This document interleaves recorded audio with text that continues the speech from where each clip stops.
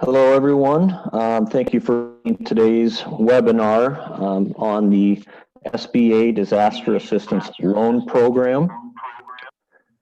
I do see there are others still joining us, but it's about 1 after 10 o'clock here, so we're going to jump in and get started. I know there's a ton of information to be covered and a lot of questions to be answered, so we're going to jump right in. Please note this will be recorded. We'll be following up this webinar directly with a posting to sdvisit.com that you can share with others in your communities and other businesses so that they can have access to this information. So please know that if you aren't able to make it or others aren't, that they will have access to this. So first of all, we just want to thank everyone for taking the time out of your day to join us. We know it's a difficult time. Everyone's busy trying to get communication out to your customers and your constituents. So thank you for giving us some time today to talk through this. I'm Kirk Hallstein, Industry Outreach and Development Director for the South Dakota Department of Tourism. A few housekeeping items before we begin. As I mentioned, this call will be recorded, posted to sdvisit.com, and then also there will be a follow-up email in the coming days, probably in the next day or so, that will also include an FAQ with answers from the SBA team. We know that we're not going to be able to get to everyone's questions today, but we will be following up with those so that you can share that with anyone else that may be interested in that information. We do have all participants muted at this time just to avoid distractions and background noise. But please know that at the bottom of your screen, you might have to move your mouse to the bottom. You'll see a Q&A tool. And on that tool, you can click that and submit questions throughout this call. And just know that if we don't get to it, get an answer to you during this call, that will be included in the FAQ as the follow-up. One other note is this isn't going to be, for those of you that have been on our previous webinars, we're not planning to go through a PowerPoint presentation with question and answer at the end. We wanted to make this as relevant as possible and go right to the meat of it to get all of your questions answered. Who our guest speakers are today, we have Dan Nordberg, Regional Administrator for the SBA Region 8. We have Jamie Wood, who is our SBA South Dakota District Director.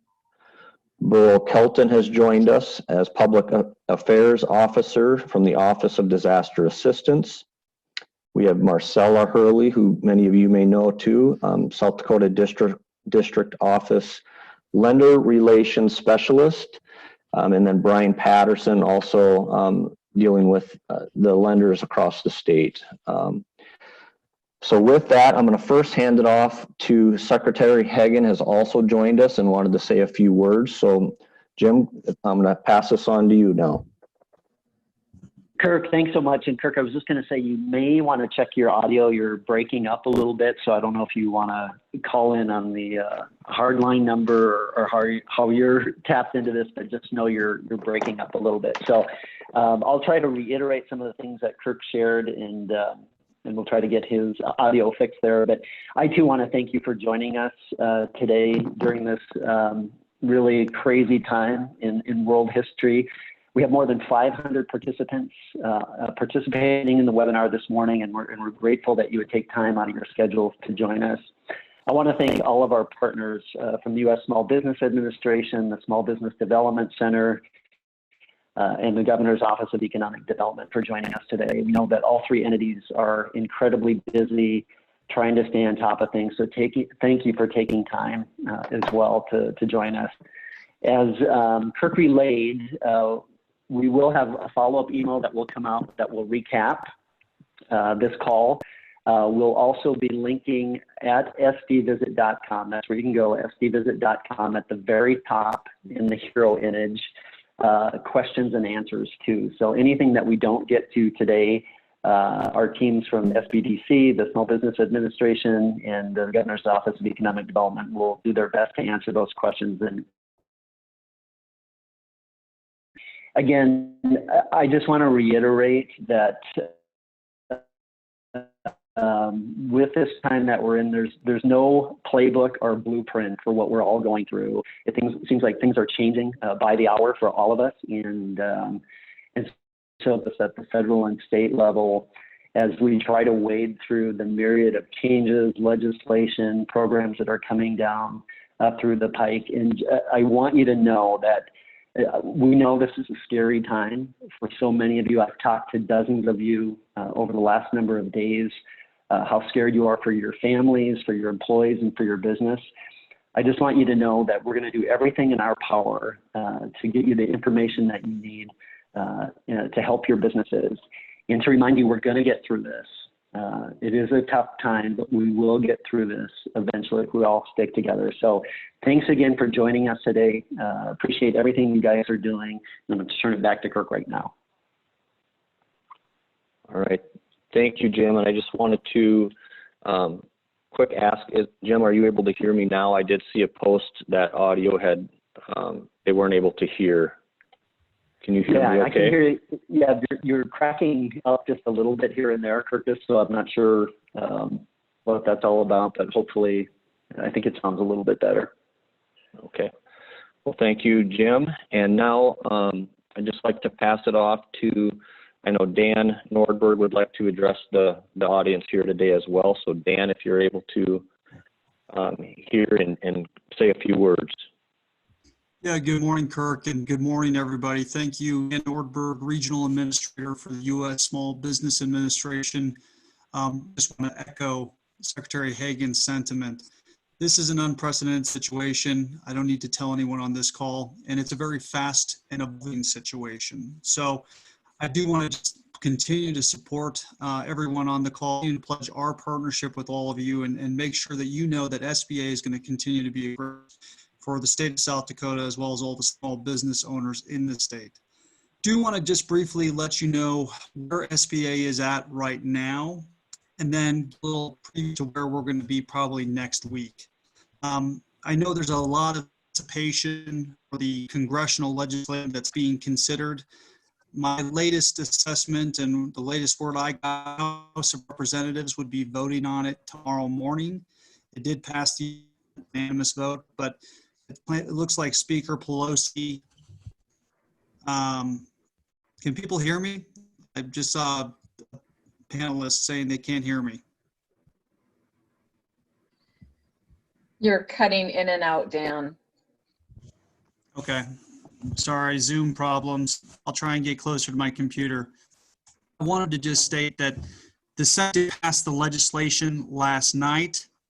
The House is going to be considering it tomorrow morning. And we're obviously waiting to see what actions are taken and what the final legislation looks like. However, I do want to bring to everyone's attention, and I know our team is going to talk in greater depth later on in the call, but 2 weeks ago, Congress passed Coronavirus Preparedness and Response Act. And what that did for SBA was it authorized us to use what's known as our economic injury.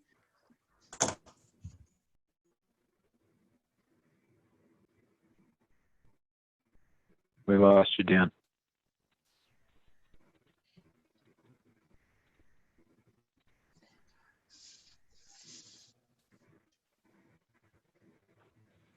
If we can, Kurt, if you want, we can just go ahead and move forward. And when Dan dials back in, we can just take a break and he can jump back in. He's giving some policy updates, which I think are very important for all of us to hear.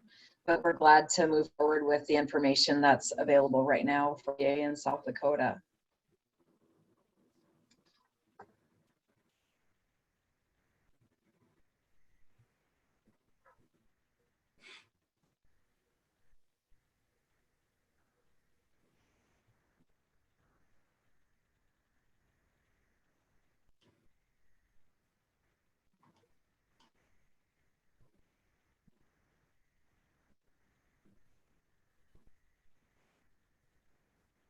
Jamie, can you hear me now?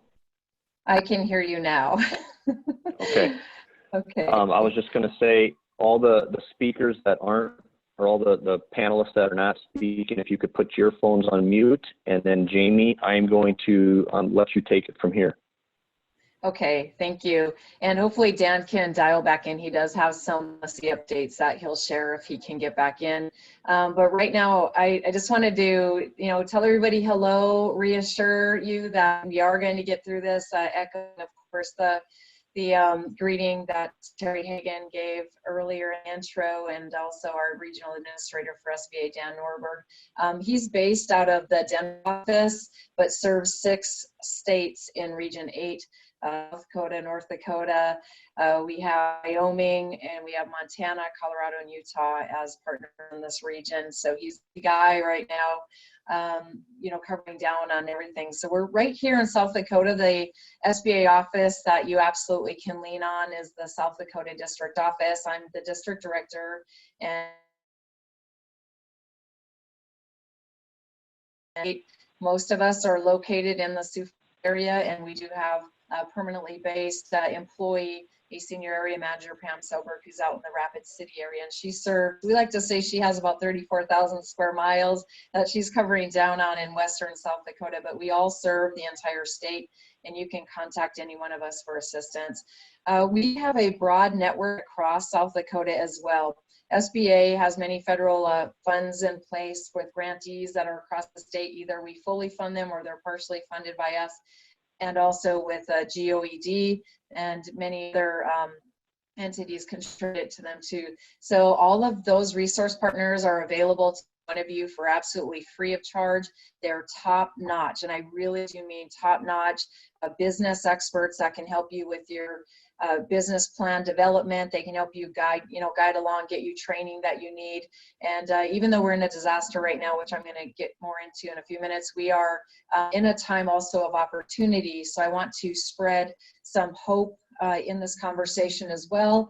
And for some of you who may be shut down, idling, or maybe you are, you're still a little bit in the game with providing some of your goods and services, or maybe you're full throttle and you're still going, and this disaster is bringing you even more business, because we're hearing about the whole gamut.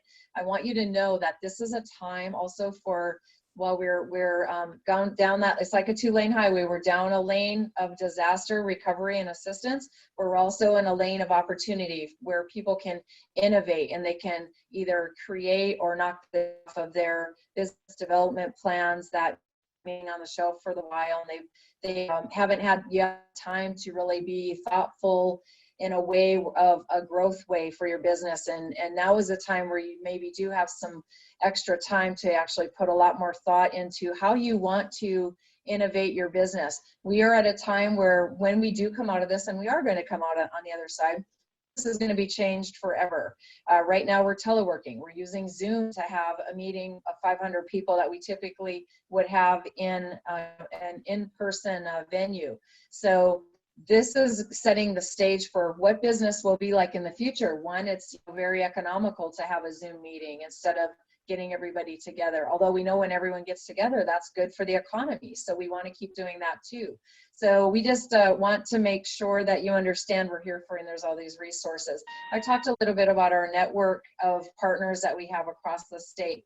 We have the SBDC network, Small Business Development Center network. Many of them are on the call right now today. And as you have questions come up, and we do have some questions that were sent in earlier, and we're going to address as many of those as we can in this conversation today. But be active in the chat, because we do have many reps that are standing by, either our SBA employee staff here or some of our partners. So the Small Business Development Center, SBDCs, are part of the network. A Women Business Center at South Dakota CEO, it's located out in Spearfish, and they serve the whole state, women businesses across the whole state. They will serve male-owned businesses as well, but they focus predominantly on women-owned businesses.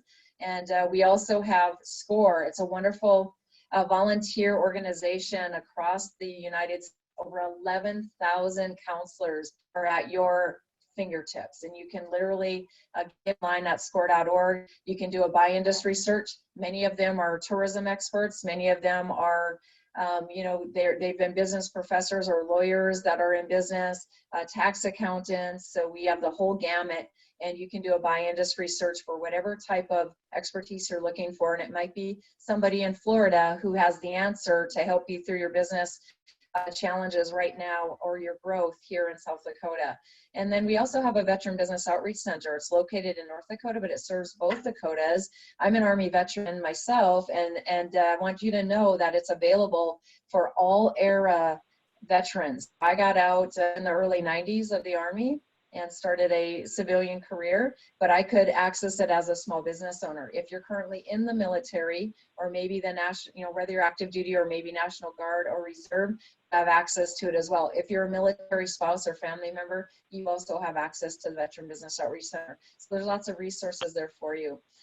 What I want to do today is kind of moderate and guide this along, and I want to open it up where Burl Kelton, who's on from the California, he's out in California, and he's serving with our Office of Disaster Assistance, because SBA actually has an office that is specific to when disasters start and all the way through. So Burl is going to tell us a little bit of updates on what is available right now for businesses that are on that disaster lane part of the highway and what can be used. And then we'll swing back to our South Dakota staff. I have them on the line here today, and we have expertise with Marcella and Bryson that are going to actually talk the specifics of some of the different types of lending besides the disaster lending that are available right now to inform the decision cycle of all the small business owners that are on. So Burl, please give us an update of disaster. Talk a little bit about the site and the application process, please. All right, thank you, Jamie, and good morning, everyone. Glad to be able to provide some information about our disaster assistance program. The current declared economic injury disaster is related directly to the COVID event. Consequently, small businesses and nonprofits can apply for assistance, financial assistance related to the impact that they've suffered on the disaster. The disaster basically has now impacted in our particular region, west of the Mississippi, 26 states, every county in every state of those. So consequently, we're looking at probably a year's worth of disaster processing, impact activity to our typically active kind of year. So we're really ramping up. We're adding people. We're adding resources, IT resources. If you've had problems with access to the sites for making your loan application, please be patient. Probably by the end of this week or into next week, we're going to have significantly increased resources for folks to use. So be patient, keep working. Early in the day or late in the day is probably a better time to access the sites. There are two ways that we can work with folks in terms of their direct application. One is the 800 number that we have in Buffalo, New York, and Citrus Heights, California, that are ramping up to respond to those calls. The 800 number is 800-659-2955. 800-659-2955. Several of the questions related to finding your way through the application online, the electronic loan application. And if you call that 800 number and connect with one of our representatives, they can actually work with you to walk you through that process and answer the questions. That probably would be the very best way to get information that you need in that regard. So the disaster loan for COVID now is basically divided into two phases. The initial, or phase one, is that first look, when we first take your application, look at your situation as a business, and make a determination on eligibility. The maximum amount for disaster EIDL loans is $2 million of actual loss with a maximum term of 30 years and an interest rate of 3.75 for business, 2.75 for nonprofits.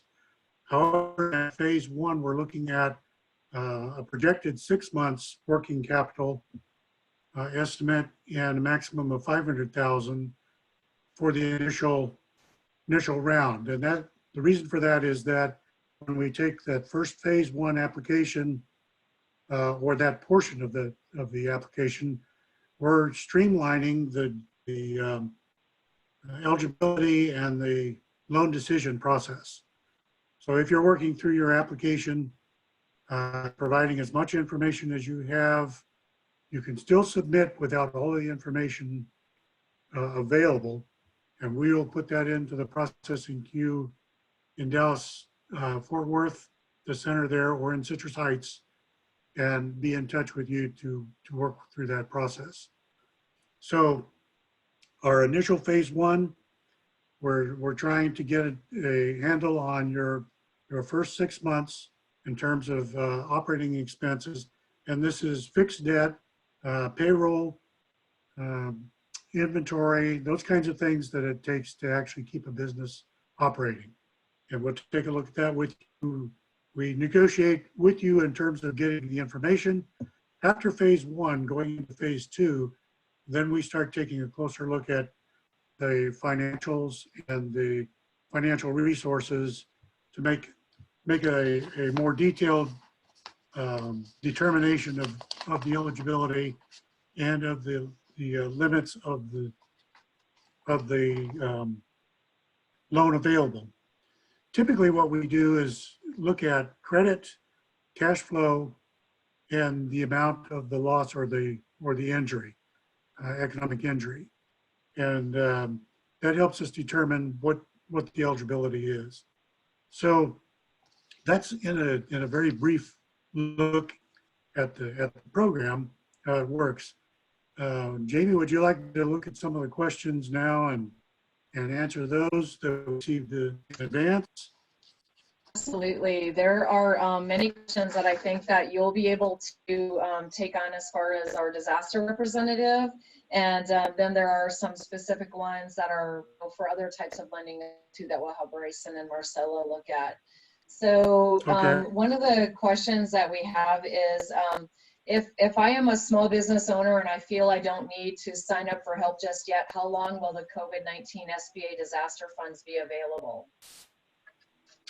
Well, the current deadlines are with our fact sheet in each state, depending on when it was declared, is within a week of that December 16th deadline. I can get that specifically for South Dakota, but it's typically 60 days out, but we do frequently extend that by request.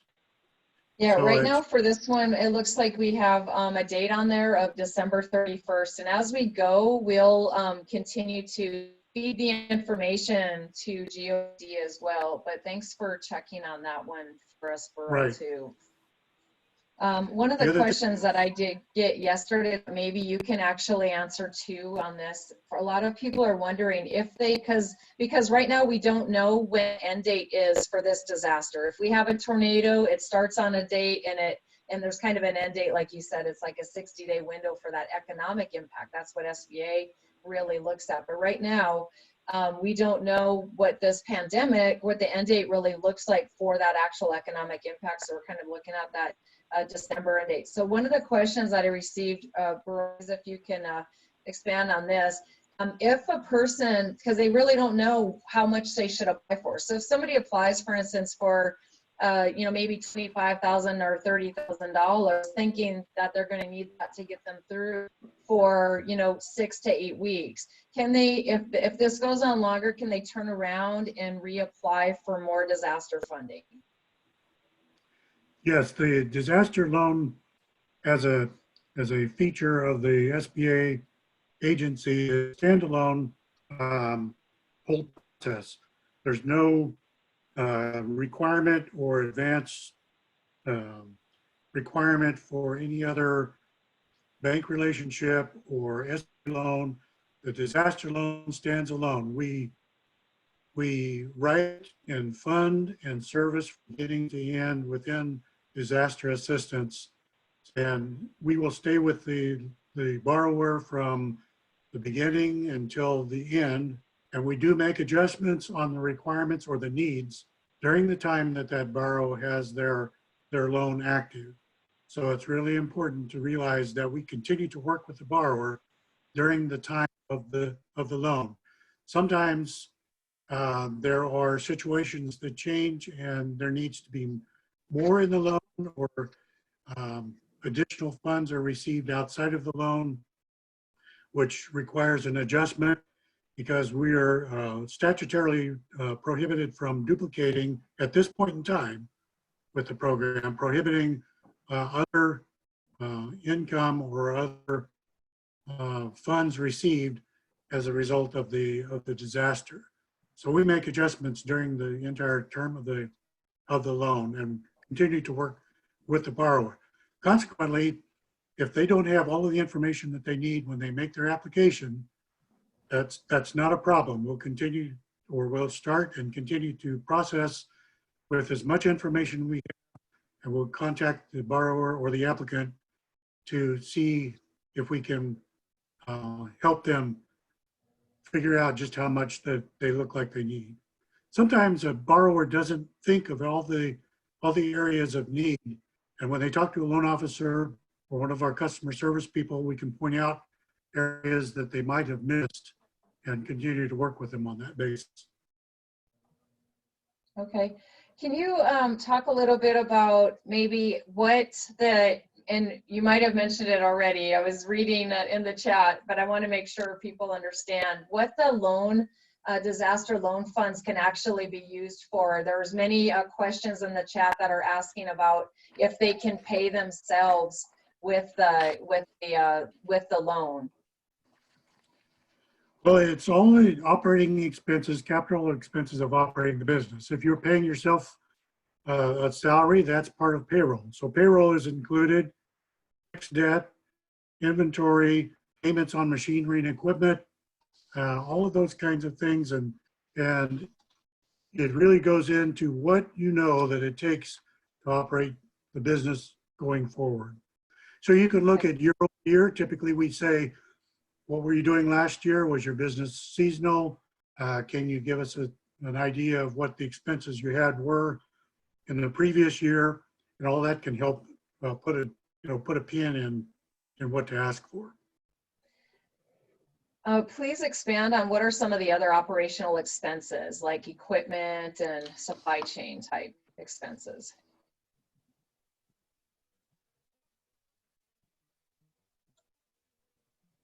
Are you still there, Burl?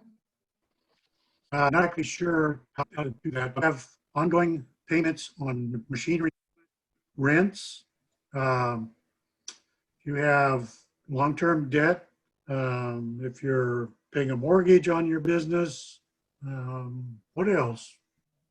Of course, payroll, tax, those kinds of things. That gives a great example. We do have because most of the businesses that are on this call are tourism industry businesses. And so one of the questions that we have are that the impacts for this are really going to be felt in the May and June timeframe, depending on circumstances. And one of those circumstances is customer confidence. You know, getting customers back in the saddle of feeling comfortable with going and staying in a hotel or eating at a restaurant. They're still afraid of getting sick, and there's the chance this legacy for this might go for a few months. Building that customer confidence back is important. For a tourism industry business that's going to feel impacts later this summer, what should they plan on doing? So if they're not applying right now, is it okay to apply for disaster in May or June? It would be better to apply now and make the adjustments later when they have a better handle on what they expect their expenses to be. If, for example, they would plan on a major outreach or marketing campaign, then they can basically put that as part of their projection. We're looking at 6 months out, and obviously, as we get the applications and we begin the process and they are eligible, then we expect them to be able to make adjustments on their requirements going forward. So it could even be a running adjustment. We have that happen a lot of times where people start out with a projection. They take a closer look at what they're going to have to do to get back in business, if you will, and make adjustments on what the requirements are going forward. Okay. Now we have a question for somebody who may be an independent contractor working from home. Can they apply for this loan the same way that a brick and mortar business would apply?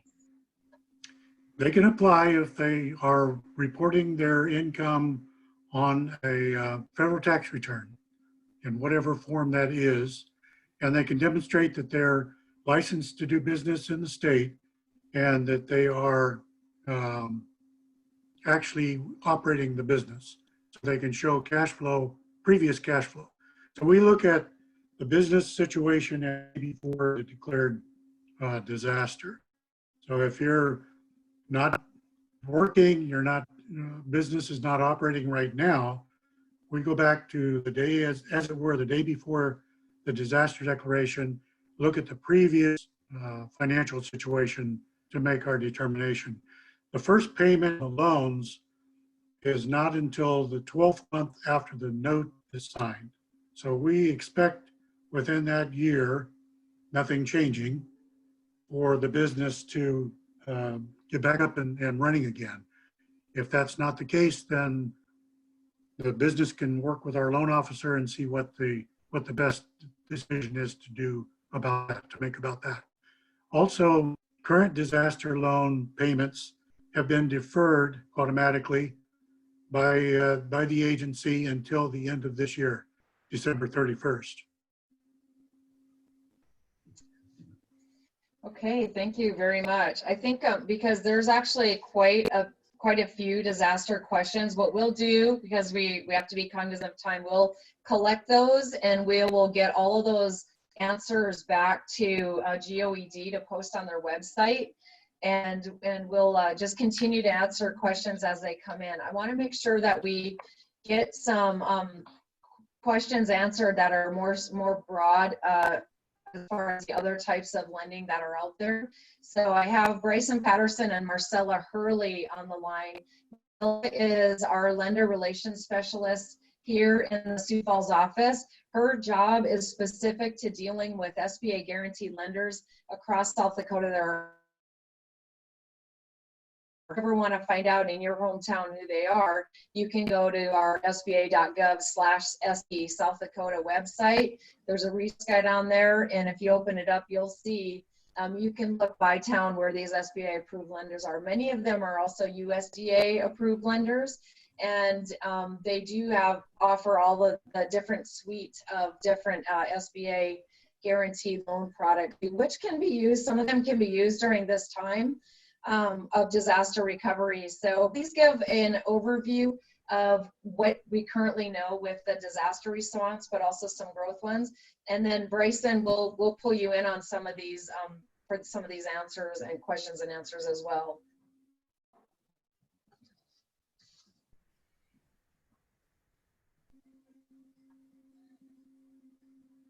You'll have to unmute, Marcella. Oh, sorry. I didn't know I was up. Good morning, everyone, and thank you, Burl. You know, you've answered many questions that have rolled in this morning, one after another, and I really appreciate that. I'm going to start with some questions as well.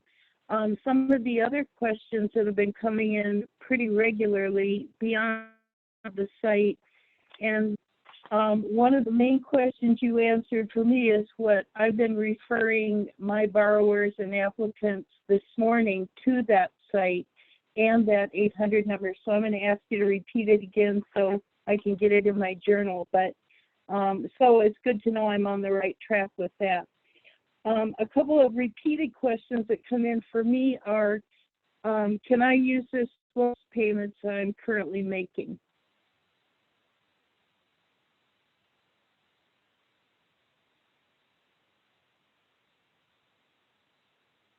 Can you hear me? Burl, you're on mute, I think. I missed that. One more time.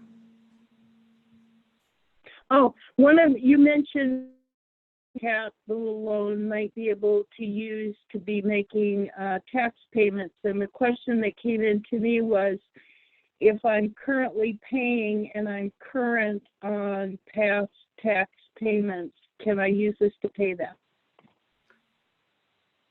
You mean in previous payments? Yeah, exactly. It's part of my business. Let's say 2 years ago, I started making payments on that tax liability, and I'm current on it, but I'm making payments. Can I use it to pay that? I think that would be a question for the loan officer at this point. There are other things that would impact the decision on that, and that would be something for the borrower to discuss with the loan officer. And we do that all the time. Okay, that you mean the bank loan officer? The SBA disaster loan is all within the Thank disaster you. agency. It's Yep, not thank you. related or connected Thank to you. any bank.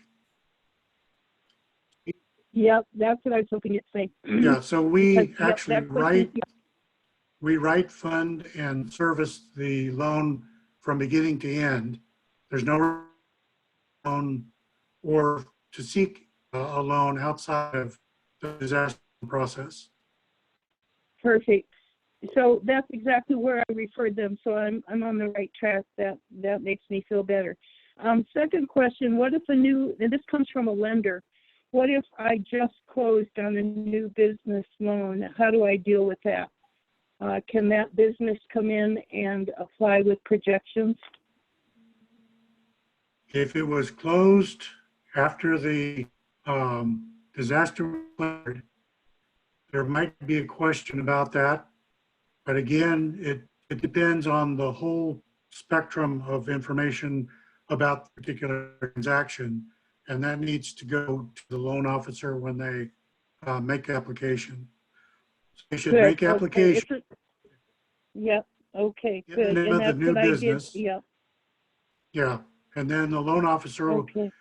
review that with them and see what the eligibility is. Very nice. Okay. And it happens to be, a tourist, it happens to be a small hotel. So yes, that's good. It's good to know I'm on the right track. And how do I know that my loan is approved?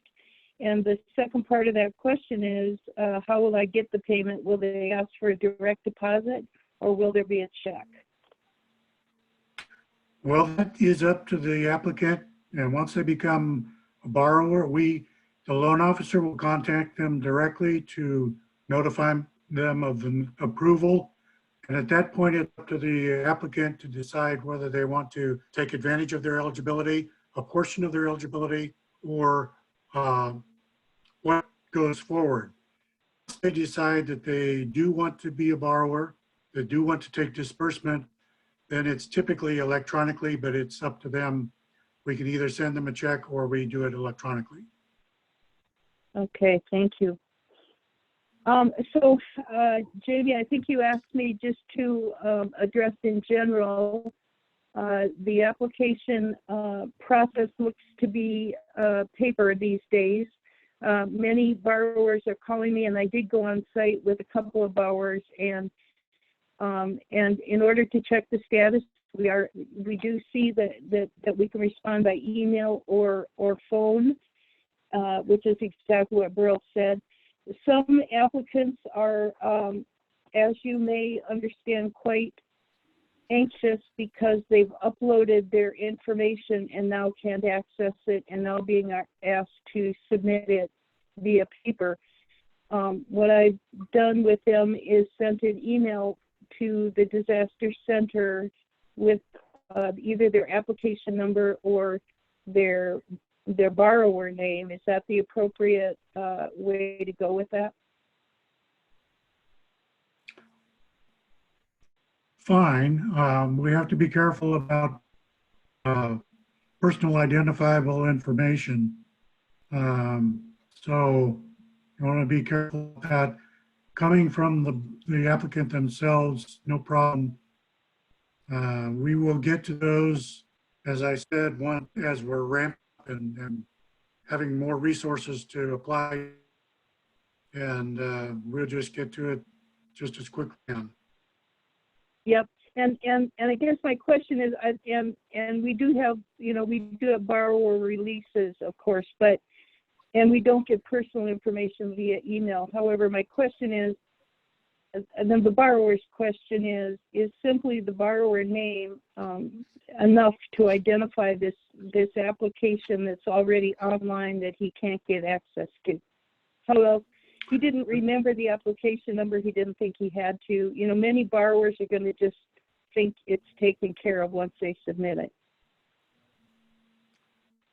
It helps to have the application number. No. I don't know that the name itself would work because typically Okay. connect an address. And I don't know. I do have the forms that I can send to them, and I have sent them. If they do need to resubmit, I suppose that's the answer, if they haven't retained their application number.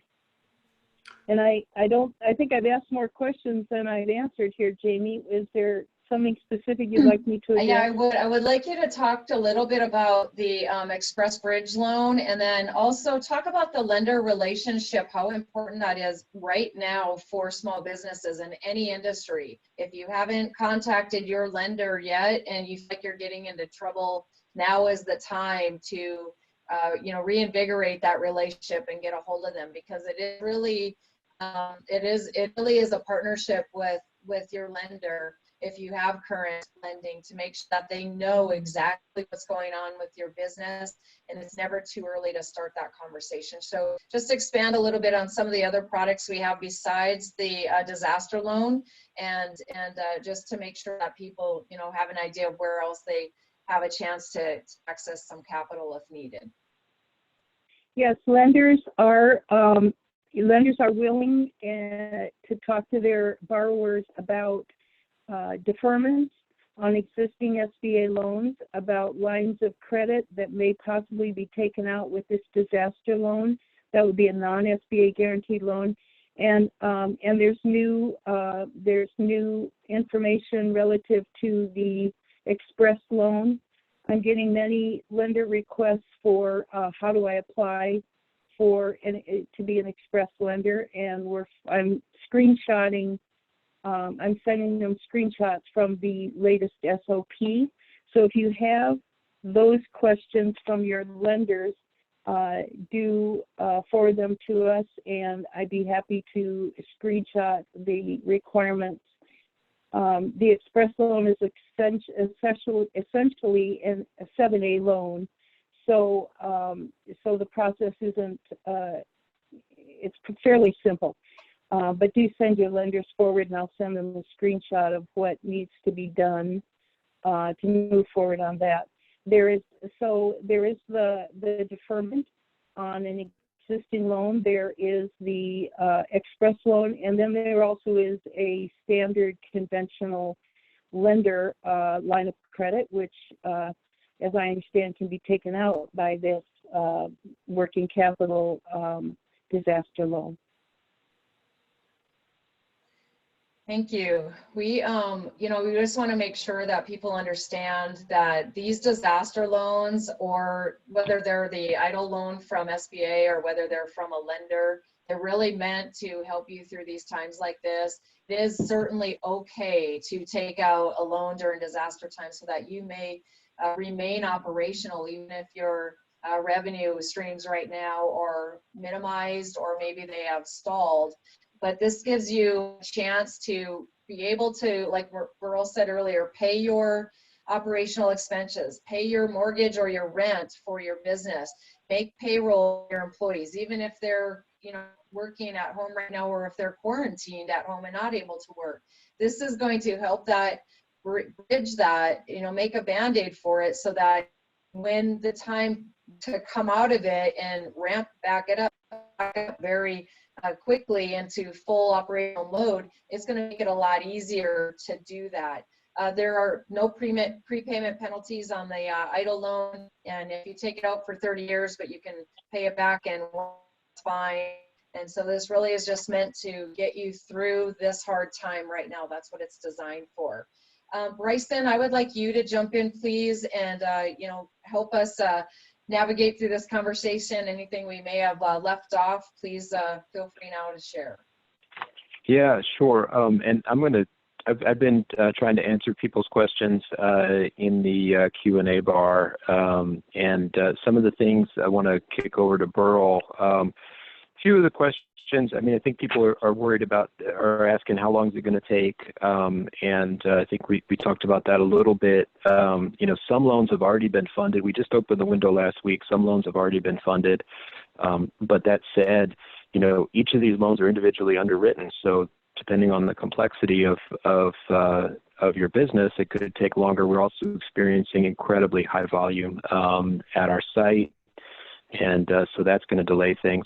One of the questions that I wasn't entirely sure about, Burl, I know that businesses on the reservation can apply, privately owned businesses on the reservation. What about tribal businesses? Are they eligible? Any governmental entity is not able to apply, and that would be considered a governmental entity. Casinos are Okay. not. Mm-hmm. And I guess the other question.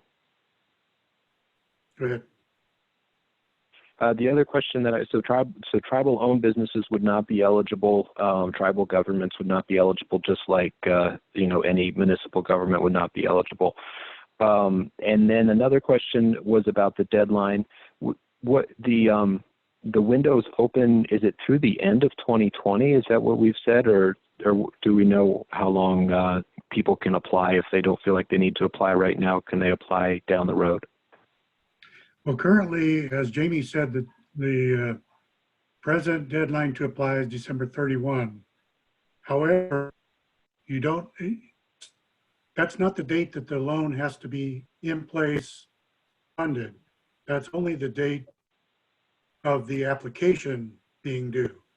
So it's really important to get the application in before the time, as soon as possible, even though it's not complete with all the information, so that whatever the deadline is at some point, we know that a business application is in the, whatever time is needed after that to take care of the actual loan decision and funding and disbursement and all of that.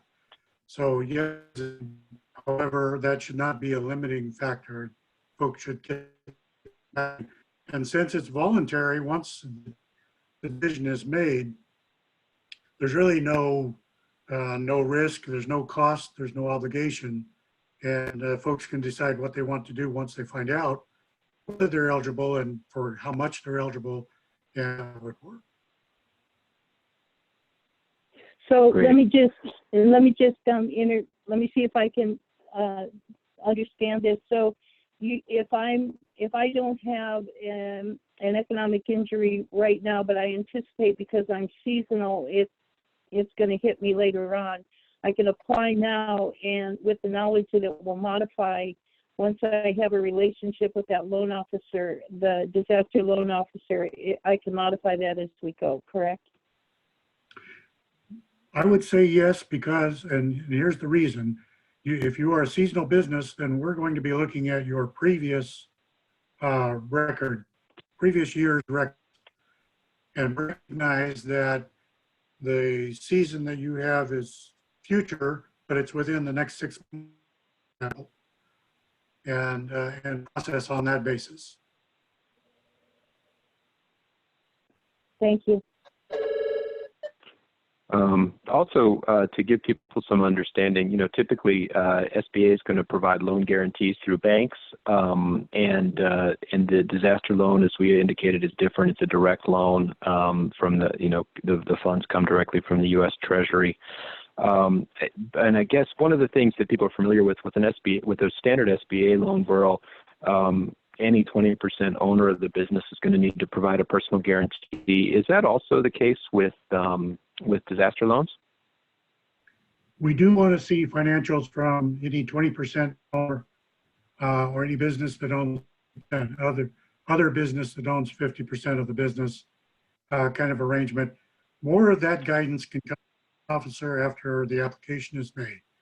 There are a lot of things that we look at from the totality of the application and working with the applicant individually that impact the decisions on that basis. But typically we do look for any 20% ownership portion of that as financial information that we want to look at. I have a tie-on question to that, if I may. Getting many questions regarding size standards. As we know, in the tourism industry, we're not always dealing with small hotels and restaurants. Can you address that, please? And if you see any of leniency in that direction? Well, the size standards come from the NAC standards, the National Institute standards. It's the same as looking at that. And those can be determined with the loan officer when the application is made. So if a person has a concern about that regarding their business, they can discuss that with the loan officer, and they'll help them make the determination that way. There are lots of different ways that the numbers are looked at. So it's really, the best answer would be to talk with the loan officer. Thank you. Okay, hey, I wanted to jump back in and Kurt, loop you back in on this. We know that we're down to maybe 8 minutes or so left on this chat, and wanted to make sure that, we get a chance to thank you and thank Governor for her awesome leadership and the leadership of the Governor's Office of Economic Development, as well as the South Dakota Tourism leadership, really for being such wonderful partners throughout and getting the information, out to the public so that small businesses know what to do. We want to make sure we, give a special shout out to the governor for her quick action on this and making the declaration request for South Dakota. Because of her expediency, we were able to, get this approved, this emergency approved in about 3 days, which is amazing. It's such a national call, for this. All 50 states were declared disasters. So we were right there in the queue with all the 50 states, and we think it was a remarkable turnaround, and a lot of that is due to the South Dakota leaderships with you all. Are there any specific comments or questions that you have for our team while we're on? Because we can certainly go through chat and the other questions that you sent us and get those answered and get them back to you so you can get them posted. But anything else you want to cover right now in the last few minutes we have? Also, I want to invite you all, feel free to email any one of us, and we try to get back to you at least by day's end, no matter how long that day may be, but we're going to try. So feel free to reach out at any time. And all of our contact information for our whole team is actually located on our website, sba.gov/SD. You'll see an office directory there, and all of our information is right there. Perfect. Kurt, do you have any specific questions? Yeah, I just wanted to call out one from Tony here that I thought was pretty relevant, because I know in some cases employees have already been laid off. And his question is, it was reported that if you've already laid off employees, you might disqualify you from this program. And if you could just address that one.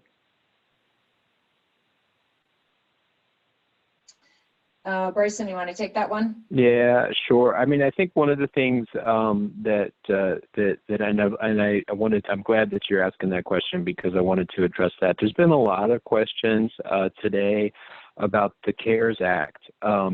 This is pending legislation. I believe Dan indicated it was passed by the Senate last night. The House is going to take it up tomorrow. There's a lot of different proposals in there. We really can't comment on pending legislation. We're really talking about what we have as of today, which is the disaster assistance loans, and as Burles described them in some detail, how we apply for them and what we can do. with those. As of today, that's the tool that's in our toolbox, both the disaster assistance loan and the Express Bridge Loan Pilot Program that are available to businesses, here and now. All right. Well, thank you, Bryson, for that. And we're getting close to wrapping up time, and I know that's all valuable for everyone right now. We've got over 70 questions between the chat and the question and answer, and we will keep all of those questions will be getting answered in that follow-up. So thank you for everyone that's been submitting your questions. Also, I could foresee us definitely doing this again with the SBA team, just with the response we've received so far. So be on the lookout for that, the next one. And I just want to thank you again all for joining today. And then I apologize for the audio issues, and hopefully we can, I think that's just due to the load on the network right now, but we will do our best to resolve that for the next call. So with that, I'd like to just thank all of our panelists. Thanks everyone for joining today, and be on the lookout for the next webinar and information from either our office or the SBA team. Thank you all. Have a good day. Yeah, we should have a lot of updates in the next week, so we're really excited about where we're going with this. So thank you, everybody. Thank you very much to the South Dakota Tourism team and GOED for this opportunity to share. All right. Thanks, everyone. Have a good day. Thank you.